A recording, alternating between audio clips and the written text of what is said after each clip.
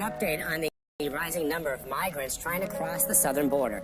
U.S. officials say they're overwhelmed by the thousands of people a day waiting to get in or finding a way to cross over illegally. If that bill were the law today, I'd shut down the border right now and fix it quickly. It's something I'm very proud of. African American unemployment stands at the lowest rate ever recorded.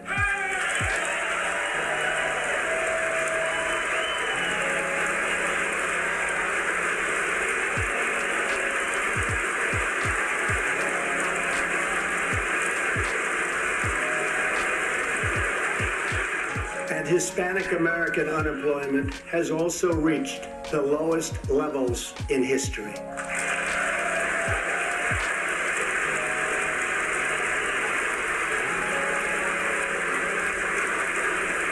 I'm glad you're all in that chair. No Republican president who has been as overt on race since Herbert Hoover, who led the Lily White movement when he was president. That's what you're dealing with here.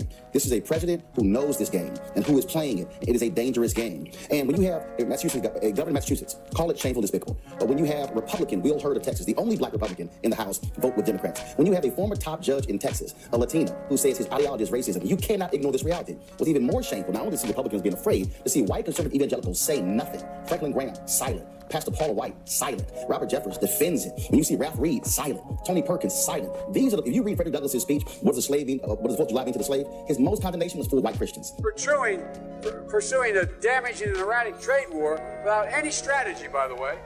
This guy is moving to foment hate. For President Trump and the demagogues around the world, if Donald Trump is reelected, he doesn't want to shed light. He wants to generate heat. He's stroking violence in our cities. I'm asking for the vote of every single African American citizen in this country who wants to see a better future.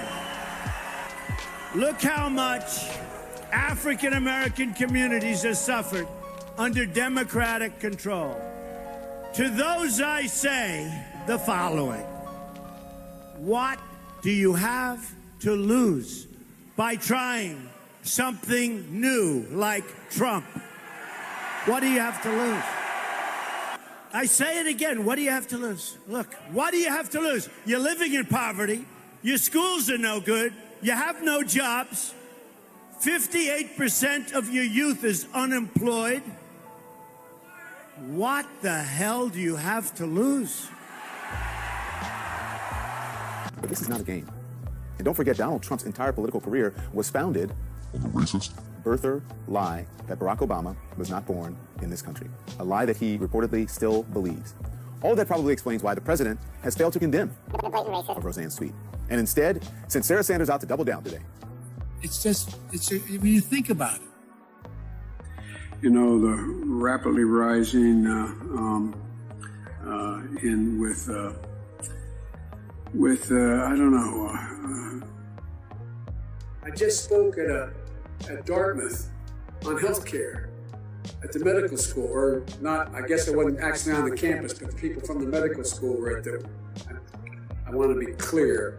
I'm not going nuts. I'm not sure whether it was a medical school or where the hell I spoke, but it was on the campus. Donald Trump has decided that he is going to run a blatantly racist campaign. He is counting on American people to be that bigoted, and he's trying to energize that base. Because you've got to ask yourself, first of all, it is the typical playbook to call civil rights guys conmen. J. Edgar Hoover said about Martin Luther King, and none of us will be a Martin Luther King.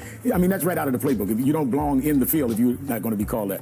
And to say that you hate whites and cops. Well, then why did he call me and ask me to come to the White House several times since he's been president and come to my National Action Network convention, which I released the photos. He's been there 2 or 3 times. I mean, you really go and support guys that you believe that? He doesn't believe that. He's playing on what he hopes is the racial ignorance of a lot of Americans that he calls his base. Now, I think he's racist because he's comfortable in doing that, because you'd have to be racist to be comfortable. This president deserves the support of the black community because he's earned it. There is a silent majority of us that see you, see what you're doing, see what you did for HBCU schools. That was actually the deal for us. I wager to say that there is no American president since Lincoln that has had the impact for black America that President Trump has had. Joe Biden supported the crime bill in '94. He has imprisoned black America, basically. Trump supported the NAACP and black youth like myself in '87. He's a businessman. He's bringing businesses back into America. Bringing jobs back. Listen, you got to come see us when you come to New York, VP Biden. I will. It's a long way until November. We got more questions. You got more questions, but I tell you, if you have a problem figuring out whether you're for me or Trump, and you ain't black. It don't have nothing to do with Trump. It has to do with the fact I want something for my community. I would love to see. Take a look at my record, man. I extended the voting rights 25 years. I have a record that is second to none. The NAACP has endorsed me every time I've run. Come on. Take a look at the record. Now, I've been critical of you. I have a few things I want to talk to you about today. I know you have. Yeah. You don't know me. No, I don't. That's why I want to get to know you today. Tonight, dramatic moments at the border showing the desperation and determination from people trying to get into the U.S. Border Patrol agents making a life-saving decision, cutting the razor wire fence to rescue this group of migrants carrying young children, then pulling them out of the dangerous barrier. The group got stuck after crossing the Rio Grande in Eagle Pass, Texas, where thousands have arrived this week. But you are, Blanche, you are in that chair. Die-hard Trump supporter. In my household, you got Martin Luther King, you got Jesus, and you got Donald Trump. Wait a minute. Not in that particular order, but you got Martin Luther King, Jesus, and Donald Trump. Change the culture, period, and keep punching at it and punching at it and punching at it. It will be a big, no, I really mean it. We have to eliminate the funding gap that exists between minority white and majority white and non-white districts. We have this notion that somehow if you're poor, you cannot do it. Poor kids are just as bright and just as talented as white kids. What Trump has always been, for those who were paying attention, was a rich, malevolent, really racist man whose insecurities caused him to crave power and celebrity and to lash out at people more successful, more powerful, and smarter than he is. Think Barack Obama. And Trump as president always plays to type.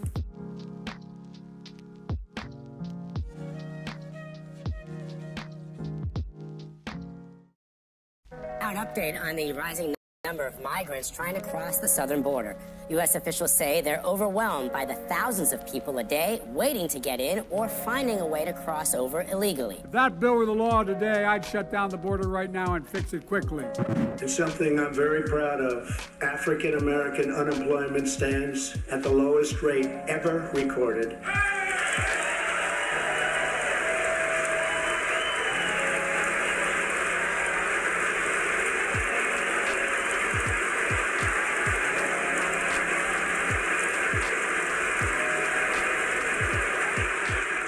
Hispanic American unemployment has also reached the lowest levels in history.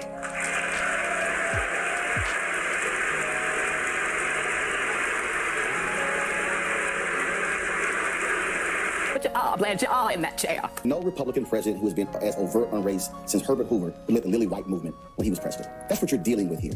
This is a president who knows this game and who is playing it. It is a dangerous game. And when you have a governor of Massachusetts, call it shameful, despicable. But when you have Republican Will Hurd of Texas, the only black Republican in the House, vote with Democrats. When you have a former top judge in Texas, a Latina, who says his ideology is racism, you cannot ignore this reality. What's even more shameful, not only to see Republicans being afraid, to see white conservative evangelicals say nothing. Franklin Graham, silent. Pastor Paula White, silent. Robert Jeffers defends it. When you see Ralph Reed, silent. Tony Perkins, silent. These are if you read Frederick Douglass's speech, what is the 4th of July mean to the slave? His most condemnation was for white Christians. Pursuing a damaging and erratic trade war without any strategy, by the way.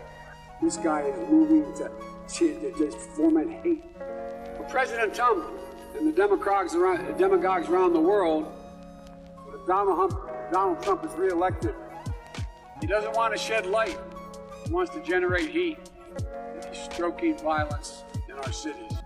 I'm asking for the vote of every single African American citizen in this country who wants Y'all the reason we keep pushing. Keep on talking, we like it. These people keep talking about me, but I don't care what they say. These people keep talking about me, but I don't care what they say. They talking about, they hating on, they want to see me fall. These people keep talking about me, but I don't care what they say. Okay, Paso Mufasa, welcome to Life's a Movie. I am your sometime humble host, Walt Diddy. I got a great show for you. Great show for you. You should be wondering by now, what you talking about, Walt Diddy? Trump versus SCOTUS. That is going to be the main topic of conversation. If you do not know, today is February the 8th, and the United States Supreme Court heard oral arguments on Trump versus Colorado. I got some insight for you. Do me a favor, like, share, subscribe, hit that notification bell. Come on in, mi casa is su casa. Shout out to Daniel Berry Sports Highlights for stopping through. Thank you very much. Love and peace and joy to you, Miss Queena. First lady of the channel, she says, salute Walt D in chat. We say salute to you. What is going on? Mr. Carlitos Way says, peace, Walt Diddy in chat. Peace to you, sir. Thank you for stopping by. Now, I don't know how you think we do business around here. This is how the show works. We roll the introduction, then we come greet you. So stomp on in so I can highlight your comments. Next up, we cover a little bit of news that you may not be aware of before we get to the main topic of discussion. And then at the end, I give the show to you in the chat. So if that sounds like something you're interested in, like, share, subscribe, hit the notification bell, or the notification bell just might hit you and it could hurt. We wouldn't want that. Let's get into a little bit of news that you may not be aware of. But as mentioned, top story is Trump versus SCOTUS. And for right now, what you talking about, Walt Diddy? Thank you for asking. We're talking about Snoop Dogg. That's right, Snoop Dogg and Master P sue Walmart and post for trying to sabotage its cereal. First and foremost, ladies and gentlemen, I did not know that said Snoop Dogg and Master P had cereal. How do you go from gangster rap to food products that quickly? I do not know. But shout out to him. Let's look at this story to see if we can make a little sense of it. Can't promise you anything. Picture right there. Mr. No Limit himself, Master P, and everyone's favorite stoner, Snoop Diggity Dogg, on stage dapping it up. But let's get into some of the litigation, and it seems that rapper Snoop Dogg and Master P are suing Walmart and food manufacturer Post Consumer Brands, arguing that both companies intentionally, wow, that is a huge word. Let's highlight that. They are arguing that both companies intentionally left their cereal product off shelves and hid it in stockrooms in an attempt to sabotage their brand. They are claiming that, hey, said cereal was shipped to your facility and you did not put it on the shelf. Let's get a little closer look at this. You can't make this up. Pretty much that's what's going on. You hit it. But did you know, ladies and gentlemen, this is said cereal. Let's see if we can get a look. Oh, there it is.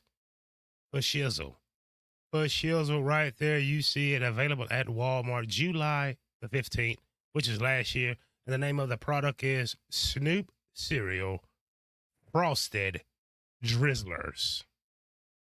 For shizzle drizzle. Snoop Dogg got the for shizzle and the drizzle with the breakfast cereal. You see the little cute little bear. There is a paw print for Snoop Dogg. I had no idea that he had cereal. Did you, ladies and gentlemen? Before we move on, remember these two things about this story. Number one, Snoop Dogg has a cereal. Hopefully there's no in it. And number two, life's a movie, and I just brought this strange cereal story to you. Like, share, subscribe, hit the notification bell. You are on Life's a Movie. I am honored that you are here. Just going through a few stories we let the algorithm push out. Set the stream. Everything will be everything. And if you're wondering, in the top story, what you talking about, Walt Diddy? We're going to cover some Trump versus Colorado. But before we do that, in our next story, let's get into the Senate. We're talking about the Senate right now, and tempers are flaring. From the Hill, tempers flare after Graham accuses Sinema of half-ass border effort. Wow. We know the migrant situation is taking over. Sir, ma'am, it is too late. Once they come across that border, they call up the homie, the homegirl. They have somewhere to go. They have somewhere to go. Why? There people been coming here for years. That's it. This is from the Senate floor. You know, the Senate always got to get their drama in. Looking closely, there is Senator Lindsey Graham from the state of South Carolina. And beside Senator Graham with the strong jawline, that is Christian Sinema from the state of Arizona, as yes, she has a strong jawline. Just saying, just saying. Let's get into a little bit of said story to see what the hell could have happened and why would tempers be flaring in the United States Senate. Like, share, subscribe, hit the notification bell. I'm going to read so you don't have to. Relax. Tempers flared on the Senate floor Thursday when Senator Christian, hope I'm saying that right, Christian, I don't know these names, Sinema from Arizona asked Senator Lindsey Graham from South Carolina to explain why he voted against advancing the border security deal she negotiated, and Graham responded by saying that, hey, it's half-ass. Half-ass. Not 3/4 of the ass, not a full ass, half-ass. Let's get into a little bit more of that. Wish I was there when he said it live. I would have laughed. Would have laughed. And as we can see right there, Sinema appeared frustrated about Graham's vote to block the border deal, which is no border deal at all. Kristen. Okay. Name is Kristen. Good. From even coming up for debate, Senator Graham's an old school plays like, yo, this is not even coming up. Ma'am. Half-ass. Half-ass. It seems Miss Sinema was once a Democrat, now an independent. It kind of leans a little conservative, old blue dog Democrat from back in the day. Graham said the deal Sinema negotiated did a pretty good job in many ways, but added, I don't think it was enough. I don't think so either. I don't think so. What kind of deal is at the border where we're not going to enforce any type of laws unless you go over less almost 6,000 entries a day for 7 days straight? I couldn't figure it out either. Nor could I figure it out either. Moving on just a little bit in said story, Sinema then asked why he blocked the bill from even coming to the floor, depriving his colleagues a chance to offer amendments to improve it. Now, the way the Senate works, they have parliamentary procedures. Parliamentary procedures. It is some old Roman type of legal warfare. You got to be pretty bright to be in the Senate. Your senators usually are your former doctors and lawyers that's very, very well read and have a great team. Thus, the reason you don't see Raphael Warnock from the state of Georgia introducing any type of legislation. Sir, chocolate African-American, sir, stop nominating preachers. And I guess before we know it, Killer Mike is going to end up representing the state of Georgia. It's no good. It's no good. It's no good. You need someone that understands law. But this is when the fireworks started to fly because Christian Sinema like, this is bull-ish. I thought you were with me, sir.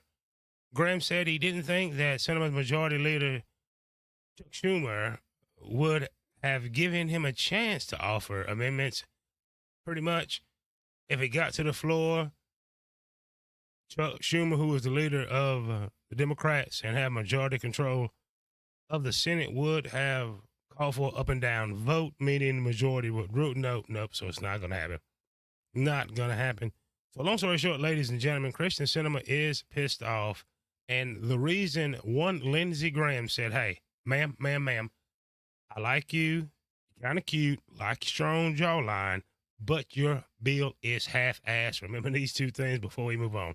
Number one, Lindsey Graham has a full head of hair at the tender age of 70-something. And number two, it appears that Christian Sinema is very pissed off and she has a strong jawline, just like my man here from, I forget the name of that show. What is the show on Fox? Family Guy. She has not a Family Guy, but American Dad. She has an American Dad jawline. It's okay. Hit the thumbs down button, liberals, everybody else. Congratulate me later. In our next story, ladies and gentlemen, this is just for fun. Just for fun before we get to the main topic. And the main topic of discussion, ladies and gentlemen, just in case you're wondering, what you talking about, Walt Diddy, tonight? We're going to break down Trump versus Colorado. It was heard in the Supreme Court. I have the clips, and I have some commentary that you will not get anywhere else. So come on in, make yourself comfortable. But right now, what you're talking about, Walt Diddy, thank you for asking, ladies and gentlemen. We're going to be talking about Stephen A. Smith, known for popping his gums, known for destroying careers in NBA, NFL off his biased opinions. But this time, he's on to something. The topic of discussion is Mayor Eric Adams. So you can pick and choose. Listen up. What it came down to for me is this. I see homeless folks in the streets of New York all the time that are American citizens. Whoa. This is going to be good. This is going to be good, ladies and gentlemen. That is Stephen A. Smith, who is known for his Kwame Brown riffs. He's into it with Jason Whitlock, which I like. Shout out to Jason Whitlock. Let's hear what he has to say about Mayor Eric Adams and Mayor Eric Adams giving out $1,000 gift cards to lucky migrant winners. Let's listen. Damn sure see him in California. We've got poor, impoverished, starving people who were born and raised in this nation. How in the hell do we come up with a $53 million pilot program for illegals, but folks who are here legally are born here, we don't have enough of them? Just like we could come up with billions for Ukraine, but somehow, some way, we can't fix the homeless problem. I'm down for helping Israel. I'm down for helping address the situations with the Israeli-Palestinian conflict, okay? I'm down for helping the Ukrainians and fighting off Russia. What about poor and desolate citizens here? How the hell do you print money for foreign countries, but you don't print that money to help eradicate folks that are starving right here in the streets of America, who were born and raised here? This is what I'm talking about. And so when you have something like that, what's the one way to eradicate it? Yes, you got to have a flourishing economy.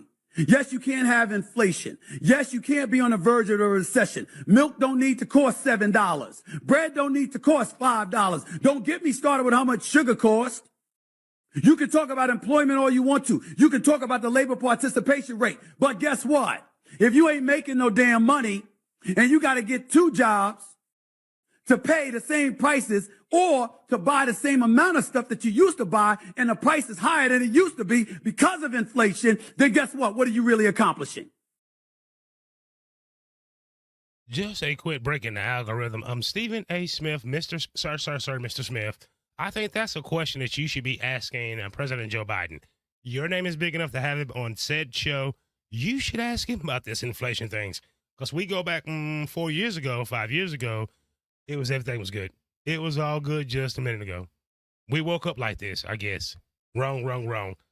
Let's let Stephen get to Mayor Eric Adams. Like, share, subscribe, hit that notification bell. Please, I really could have used it.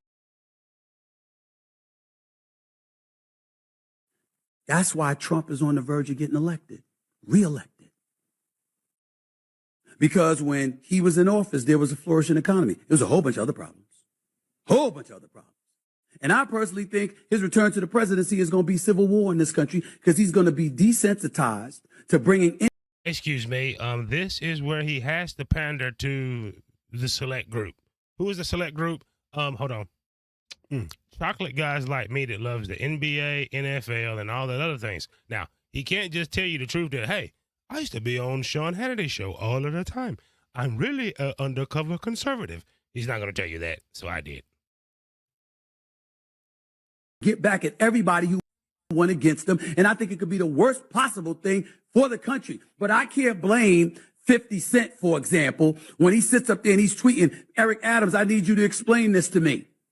What the hell is going on? Maybe we should consider Trump. When he says something like that, like you can see right here, what he's saying when he said it on his social media pages, I can't blame 50 Cent for that.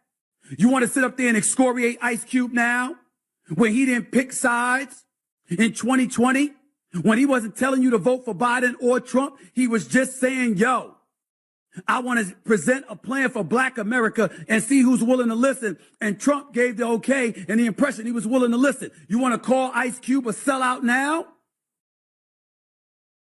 Trump got 12% of the Black vote in 2016. He got 16% of the Black vote in 2020. They're projecting he's going to get more than 20% of the black vote in this upcoming election. That's what they're saying. And who's to say black folks would be wrong to vote for him? I have the answer, teacher. No one. No one. No one. Listen, black America is waking up. Sir, sir, sir, ma'am, progressive, miss on the far, far left, your body, your choice, whatever your pronoun. It does not matter to me. I don't care. This is facts right here. This is facts. Stephen A. Smith said two things that are absolutely correctamundo. One, Eric Adams, what the hell is wrong with you, dude? Just giving away the people's money to people that should not be there, keeping them in nice hotels where it's nice and warm. I think it's cold right now in New York City. And number two, can't hold against chocolate people that would normally give the Democrat Party his or her vote, or non-binary, whichever you want to be called. Ain't getting this time. Ain't getting it this time. Shout out to Stephen A. Smith for being right on this. And big up to Jason Whitlock, because I just like him better. Remember these two things before we end this story. Number one, I'm predicting right now that Donald J. Trump will get 30% of the said chocolate African-American black vote. And number two, life's a movie, and I just gave this. Stephen A. Smith against Mayor Eric Adams. Story to you. I think you should hit the like button. I think you should hit the like button. Let's see who's falling in. Quinn said, I heard those cereals were $10 a box. Listen, you ladies got to figure out how to bake some cereal yourself. It don't matter once it gets moist and wet. Shout out to Agent Orange. Thank you for your service. Yeah, Kristen Cinema. I think I got it right now. Shout out to Big Pontiac is in said house. Big up to you, sir. Mr. Club Fortune, thank you for being here. I really appreciate it. Let's get into the next bit of information, ladies and gentlemen, because it's here. If you're wondering, I know you are. What you talking about, Walt Diddy? Right now, we're going to be talking about a little bit of Joe Biden. Let's talk about Joe. Let's see what's going on with Joe. You guys remember on day one of the Biden administration, he got rid of Remain in Mexico. And then he thought he would be a little bit ambitious and he'd stop the border wall being built. And now he wants to blame Republicans. Let's listen to the president. Every day between now and November, the American people are going to know that the only reason the border is not secure is Donald Trump and his MAGA Republican friends. It's time for Republicans in the Congress. Whoa. Sir. Mr. President, sir. Donald Trump not the president. You are the president. Joe, you are president, sir. Sir, no. Let's rewind. Let's start this again to make sure I did not mishear anything. You guys remember on day one of the Biden administration, he got rid of Remain in Mexico. And then he thought he would be a little bit ambitious and he'd stop the border wall being built. And now he wants to blame Republicans. Let's listen to the president. Every day between now and November, the American people are going to know that the only reason the border is not secure is Donald Trump and his MAGA Republican friends. It's time for Republicans in the Congress to show a little courage, to show a little spine, to make it clear to the American people that you work for them, not for anyone else. I know who I work for. I work for the American people. But guys, the number Give yourself a zero. Give yourself a zero, President Joe. What would Corn Pop think of you right now, fam? You representing Delaware, the homie Corn Pop, and you gonna tell her how is Donald J. Trump, former President Trump, for the last almost 4 years, former President Trump, how in said hell is he and the Republican Party, who complains about it, as I do every day, about the migrant crisis, right? We complain about this migrant crisis. How are they keeping you, sir, from securing the border? I'm reading right here. I read along with the Chocolate Brother. I read what Chocolate Brother said right here. Fox News, look at him. That is a 100% black guy. Right, got a little fuzzy on the top, nice dress. Gets his words mixed up sometimes. That is a damn everyday brother. Let's see what he has to say.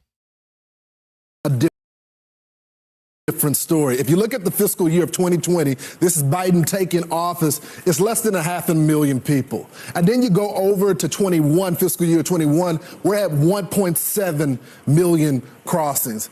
And then you got 2.3 in 2022, and they keep getting better. Fiscal year 2023, 2.4 million people. So that's what's happening right now with the Biden administration. Whoa, sir, whoa. I'm no mathematician, but when Dr. J said here, somehow, some way, I lost. I don't know how that happened, but it happened. Allegedly. Maybe, perhaps, I don't know. There was only 500,000 crossing. 2021, guess what happened? Goes up 1 million. Guess what happens again? 2022, 2.3 million.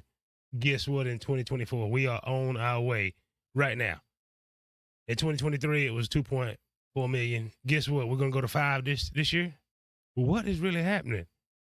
Joe is doing a terrible job at the border. This affects African Americans the most. Dr. Claude Anderson told you were going to be a permanent underclass.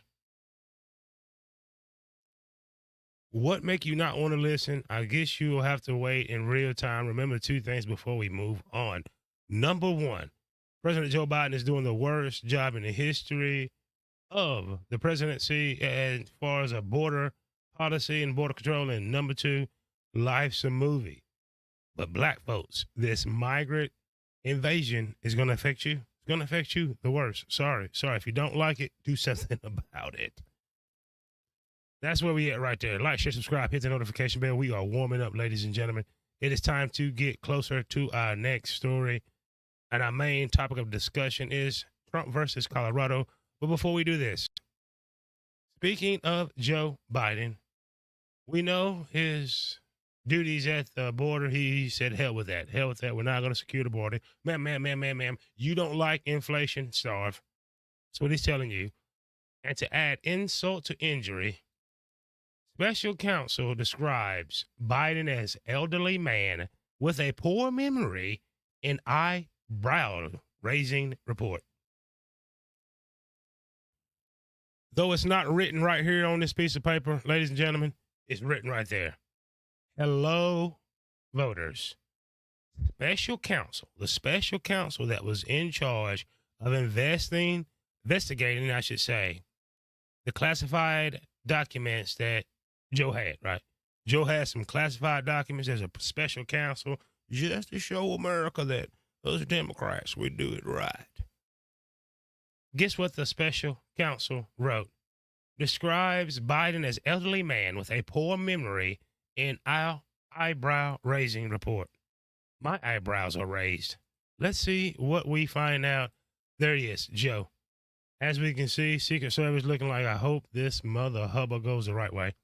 Can he please go the right way? I suppose to stand at the car, not go chasing the president. Let's get into this to see what's going on, ladies and gentlemen.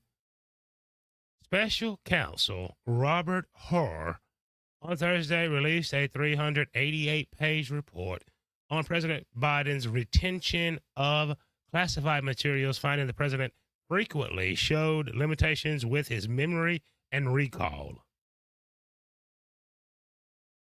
I'm going to say this again for you in the back. This is not me writing this, Progressive. This is not me writing it, Miss Democrat. This is special counsel Robert Hur that had to put it in his documentation, and I quote him saying that finding the president frequently showed limitations with his memory and recall.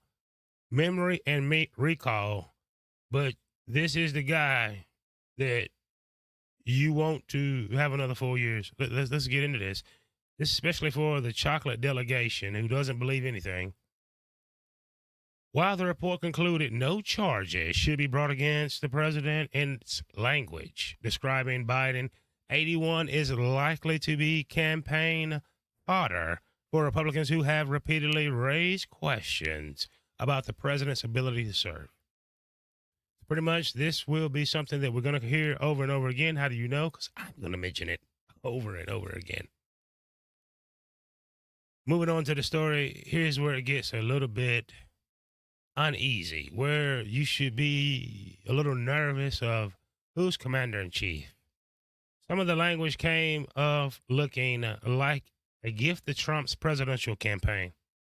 The truth can be that way. You know, remember the truth about Russia, and then it was nothing. Ain't heard since, have not heard it since.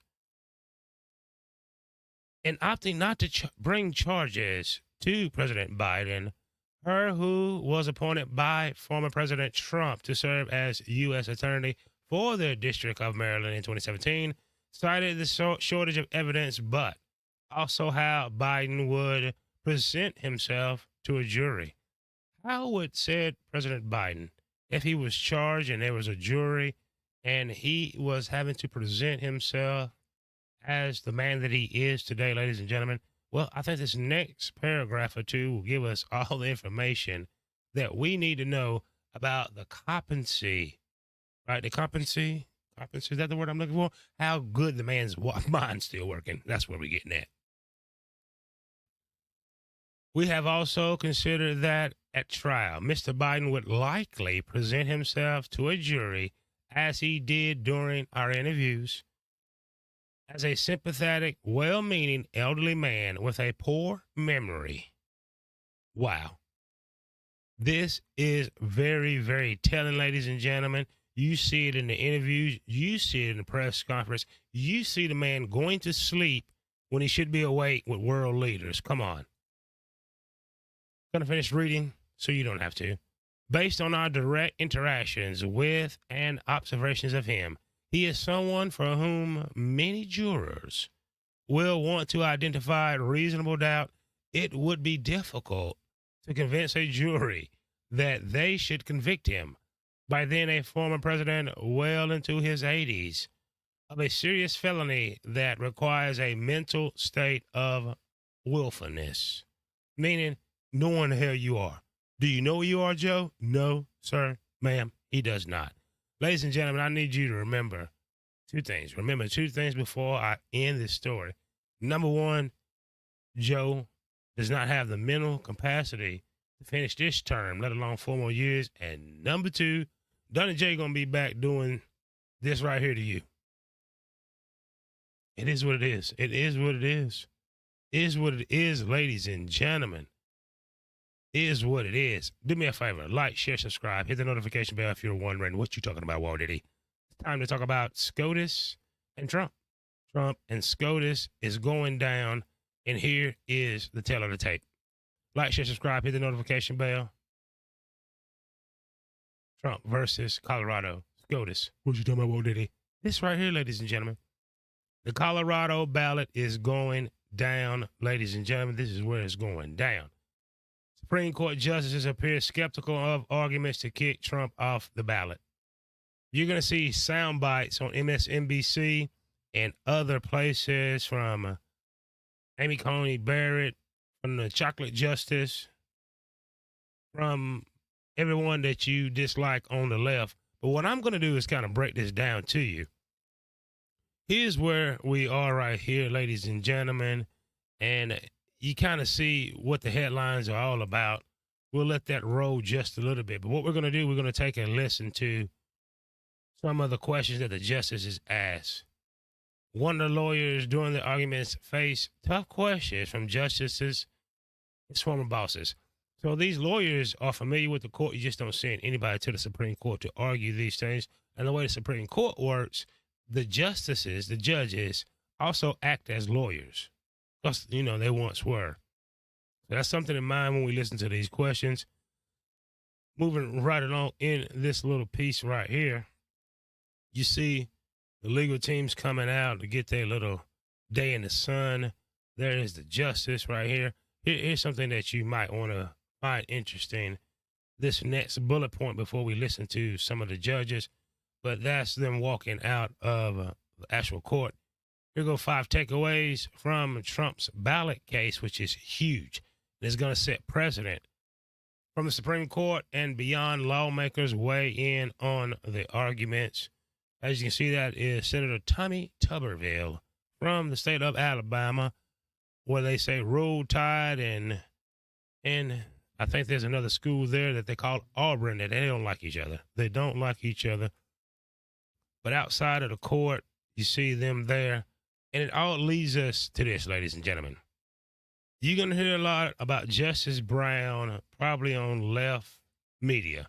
You're going to think that she, by her line of question right here, she's a shoo-in vote for Colorado.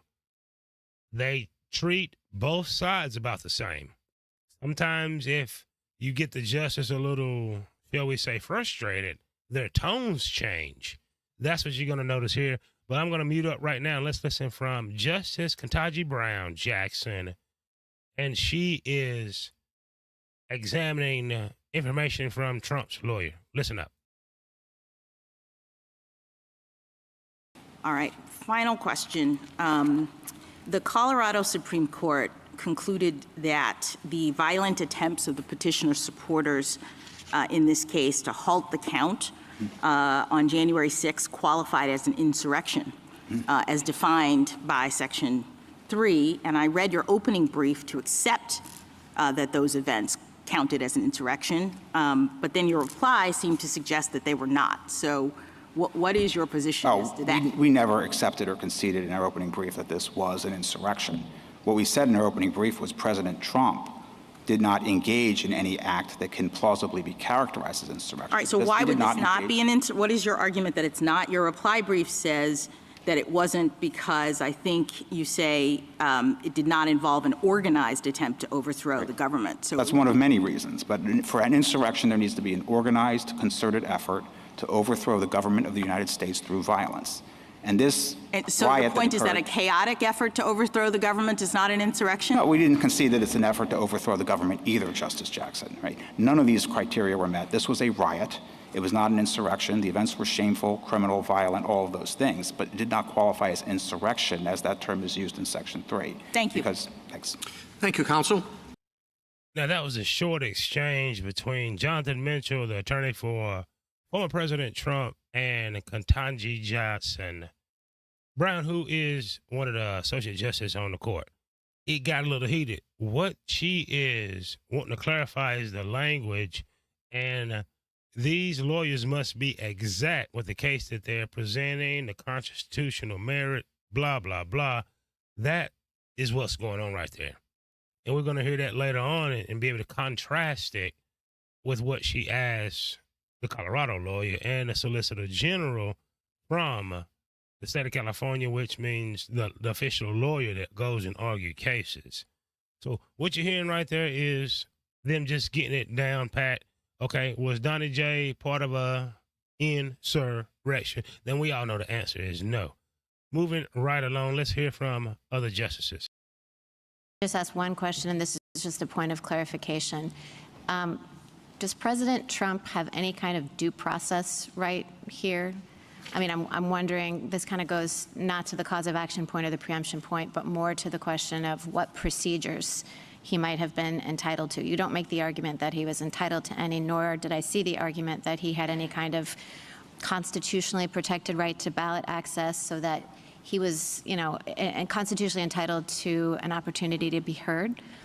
Is that right? He had no due process right? We made that argument below. We did not make that in our briefs to this court for several reasons. I mean, Your Honor's, I think, suggesting, and this is correct, that the proceedings below, to put it charitably, were highly irregular. Well, I wasn't suggesting that. I was just asking. I'm sorry. The question seems to suggest that there might be due process issues, but we didn't develop that argument in this court for several reasons. Winning on due process doesn't really do as much for our client as the other arguments that we've made, because that would be a ruling specific to this particular proceeding.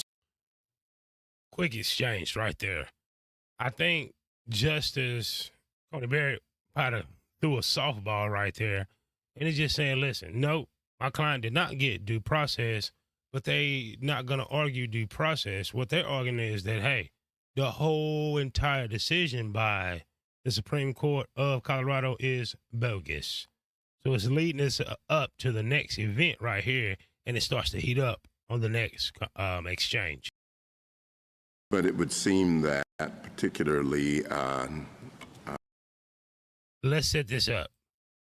I'm showing the exact clips that I think forms the case.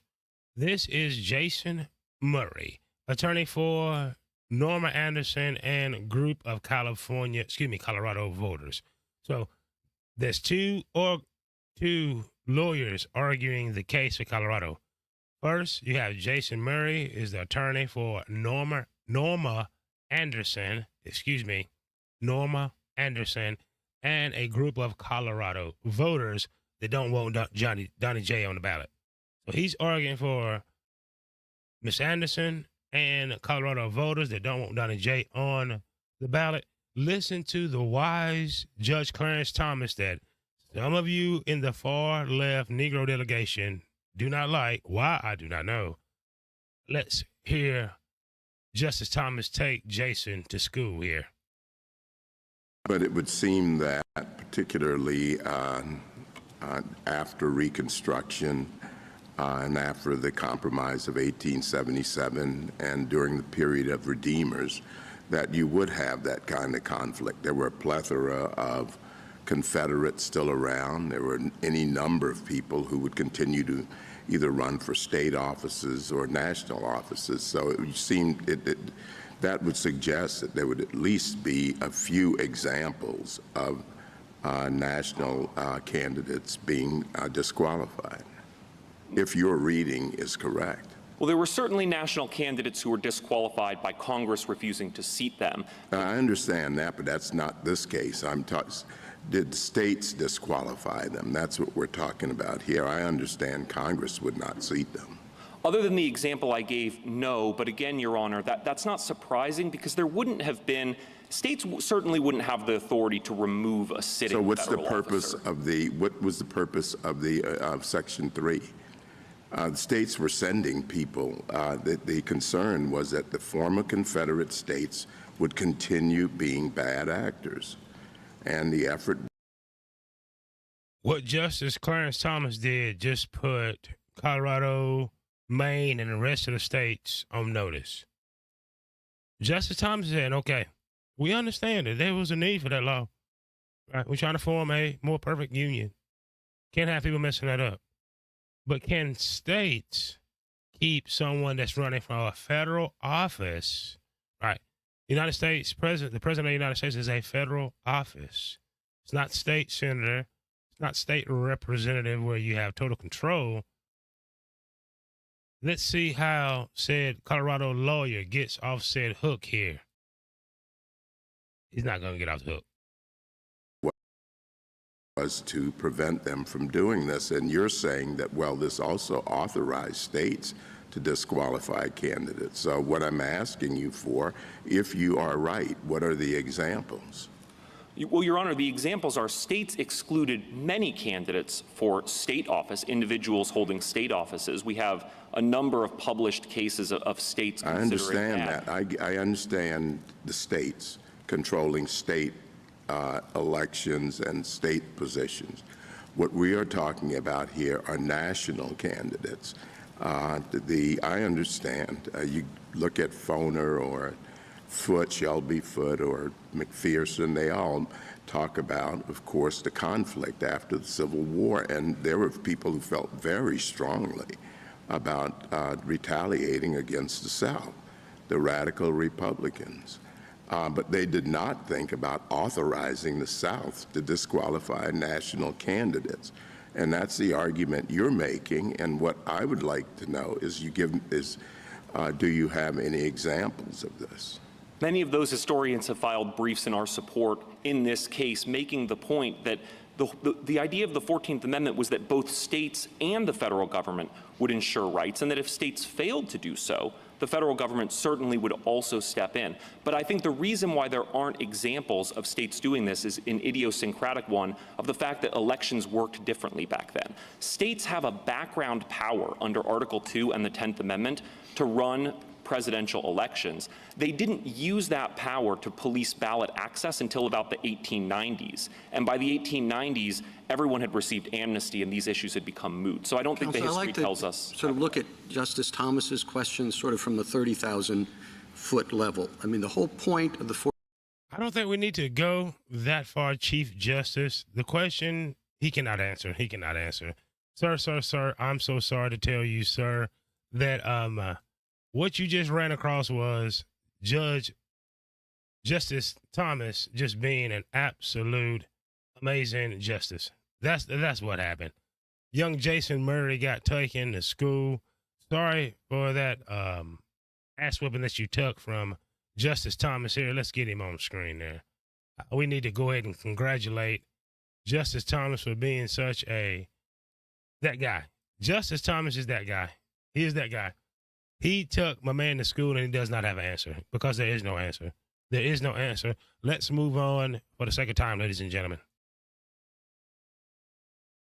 Can I just ask you about something Justice Kagan brought up earlier, which is the concern about uniformity and the lack.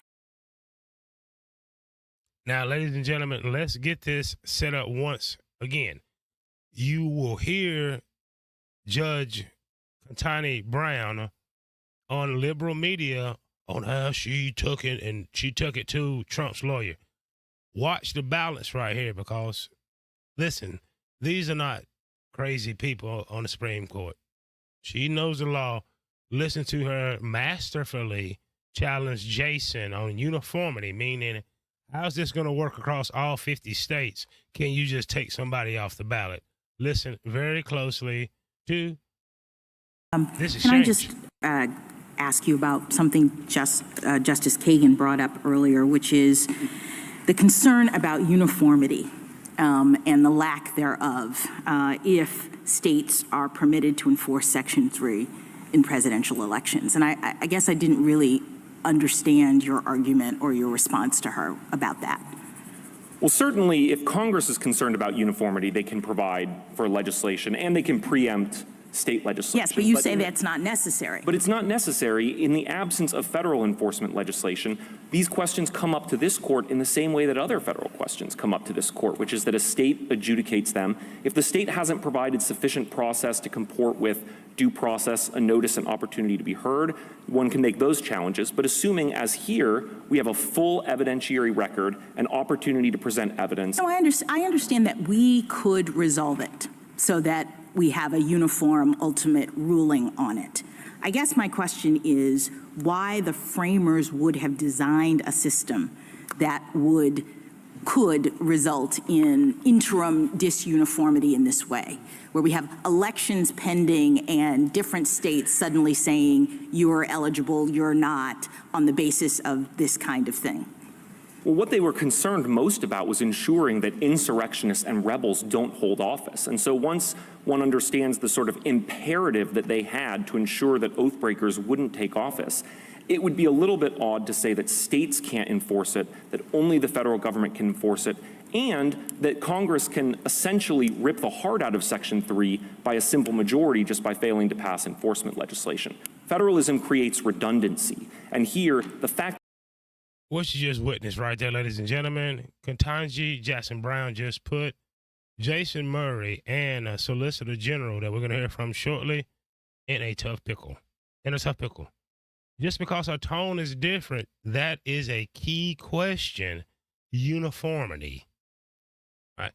As a state, you get to say how it goes, the ballots you're going to use, but election day is election day across the nation for federal elections, for federal office. Let's see how this works out in the next slide, ladies and gentlemen. Here is the Solicitor General. That is Shannon Stevenson, Colorado Solicitor General, meaning the Colorado lawyer that is up there trying to order the case that, hey, we don't like Donnie J. We don't want him on our ballot. Let's see how it goes.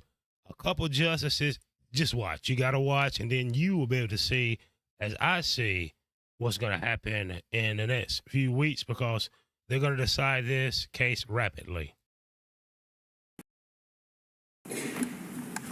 Is there an express provision with respect to that defines what a qualified candidate is?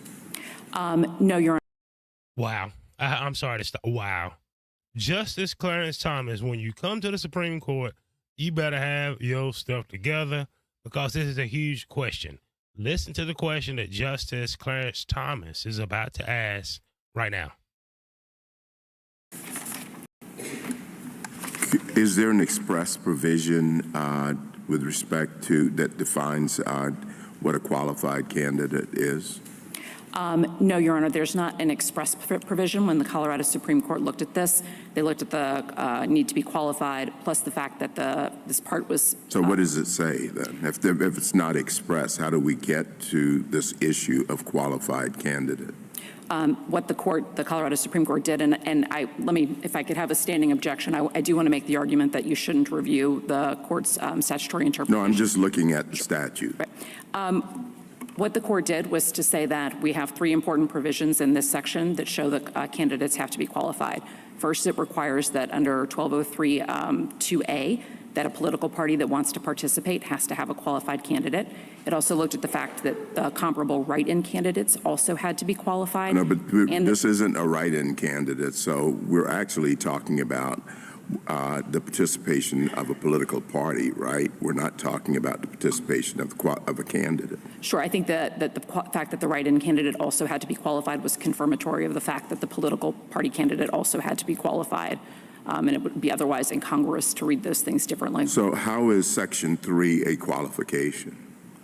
Under the reasoning of the Colorado Supreme Court, no, just on its face. A candidate must meet all the criteria for eligibility, and I don't perceive any distinction between meeting the eligibility criteria and not being disqualified.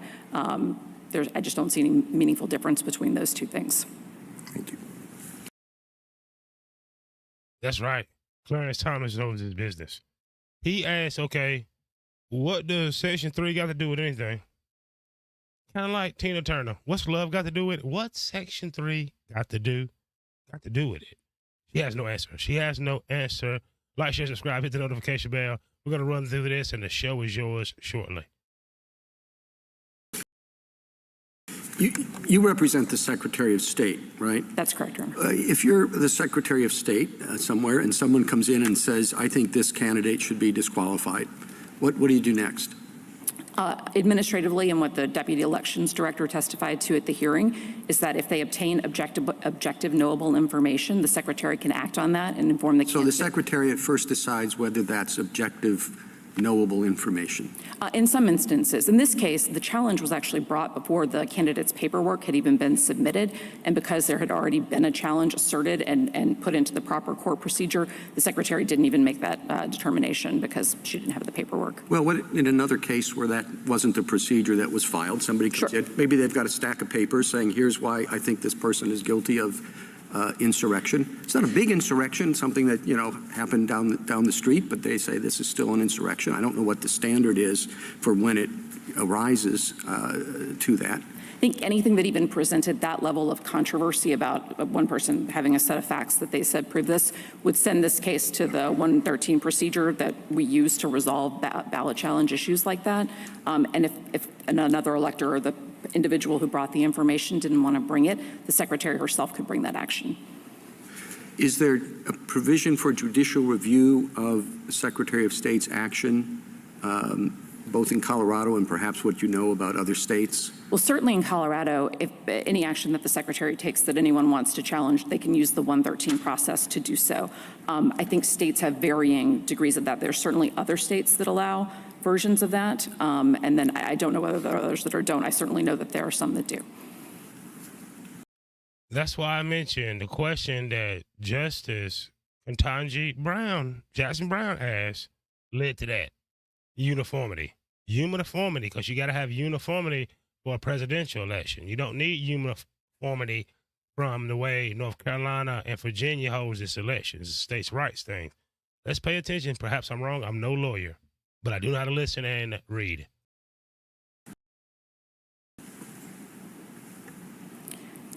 I think we're told that there are states that do not provide for any judicial review of a Secretary of State's determination. Is that incorrect? No, I think that's right, and I think there are some. What you're hearing here is Justice Alito. This is a hot button. Once the justices hear a question like, wow, they have no answer for that, they swarm in. Let's listen to Sam Alito and what he has to say. Review of a Secretary of State's determination. Is that incorrect? No, I think that's right. And I think there are some states that actually have no mechanism to come to, I think, Justice Kagan's point, or there are some states that don't have any mechanism to exclude a disqualified candidate from the ballot at all. And I do want to speak to that for just a minute about the actual Would that impact be of- constitutional if the Secretary of State's determination was final? I think so under Article 2, the Electors Clause, Your Honor, that would be constitutional. States get very broad authority to determine how to run their presidential elections. Could a state enact a statute that provides different rules of evidence and different rules of procedure and different standards of proof for this type of proceeding than for other civil proceedings? Yes, Your Honor, I believe it could, under the same Electors Clause power.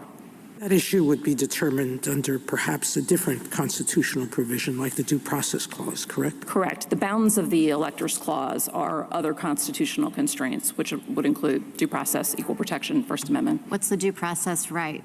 Does the candidate have a due process right? What's the liberty interest? I think it's not very precisely defined in the case law, but I think there is a recognition that there is a liberty interest of a candidate, and there is some due process interest in being able to access the ballot.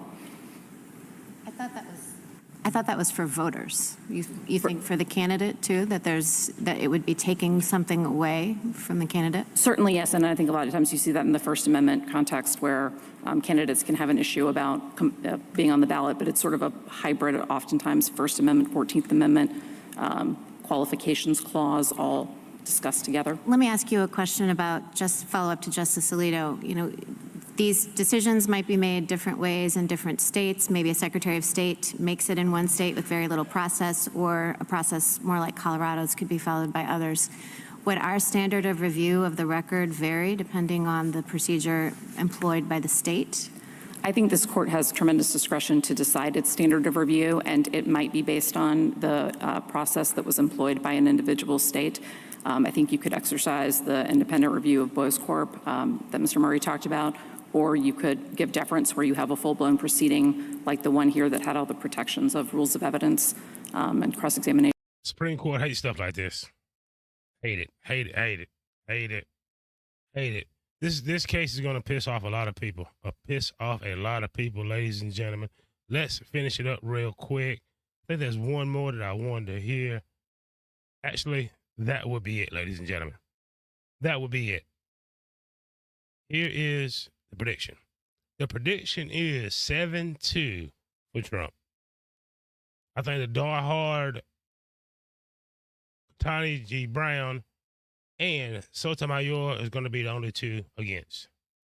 7-2. 7-2 for Trump because you don't have uniformity and it's Pandora's box.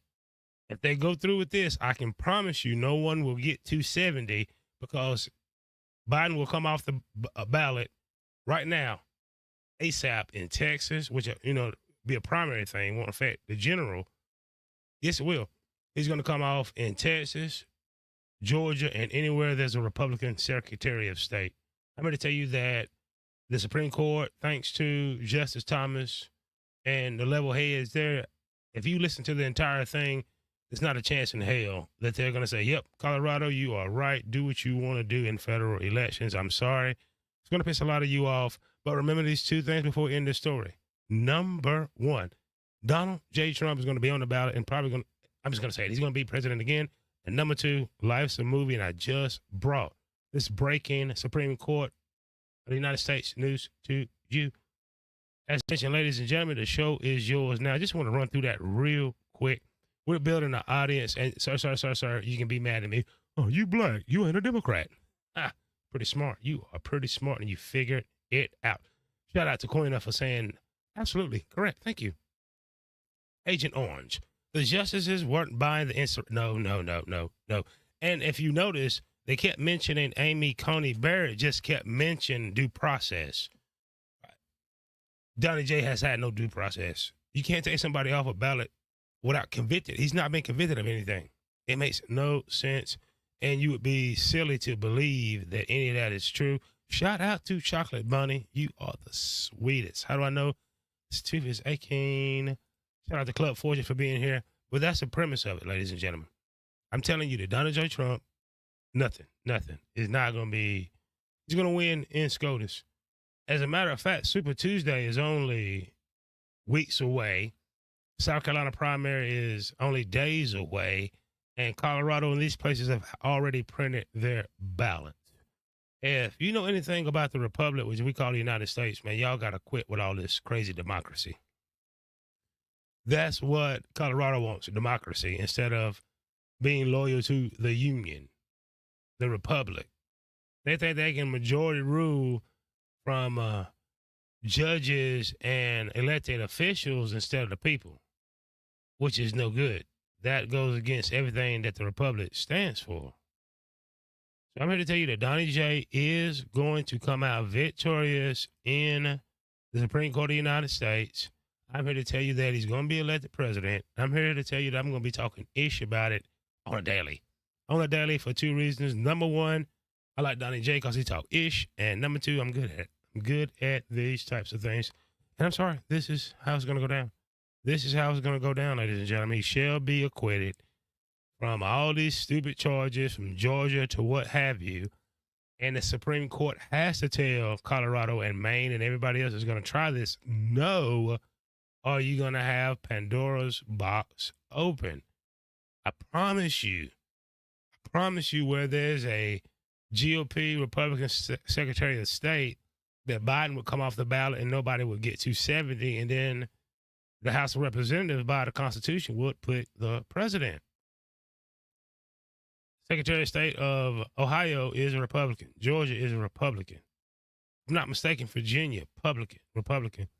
Of course, places like Texas, it would be a constitutional mess, and the court knows that.